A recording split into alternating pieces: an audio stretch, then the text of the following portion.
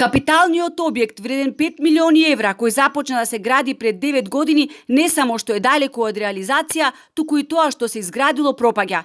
На објектот не се работи повеќе од година и пол. Поради тоа министерот за спорт Борко Ристевски најави раскинување на договорот со економскиот изведувач, изработка на нов проект и проценка колку ќе треба дополнително да се инвестираат средства за доизграда на базенот. Ние ќе почнеме во најбрз можерок ревизија на работите во базенот, парцијална само за базенот, за да не ја закочиме целата процедура за побрзо започнување до градбата, така да ревизијата ќе ни каже дали ќе има можност за кривична пријава. Ако ревизијата утврди дека има можност за кривична пријава, бидете сигурни ќе ја направиме. Инаку во рамките на денешната посета на Охрид, премиерот Христијан Мицкоски, придружуван од градоначалникот Пецаков, покрај базенот направи обиколка и присуствува на отпочнување на работите за изграда на спортска сала во село Лескоец, проект вреден 30 милиони денари.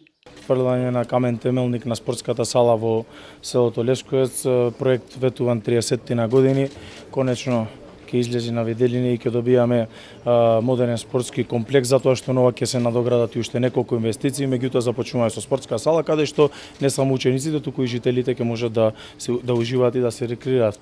Со фрлање на камен темелник отпочна изграда на мултифункционално повеќенамеско игралиште во населбата Видобишта, а беше пуштена во употреба сообраќајница како дел од булеварот, кој ќе биде модерен влез во Охрид од страната на Битола.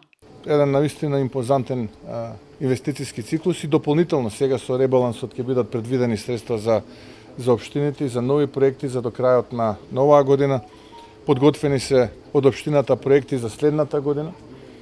Така што тоа што со децении не било работено овде во Охрид и низ Македонија ќе биде сработено сега. 3 недели како е избрана новата влада, но даваме се од себе состојбата која наследивме, а е алармантна и лоша, да ја надминеме. Подготвени сме да ги решиме проблемите како во Охрид, така и во цела Македонија, рече Мицкоски.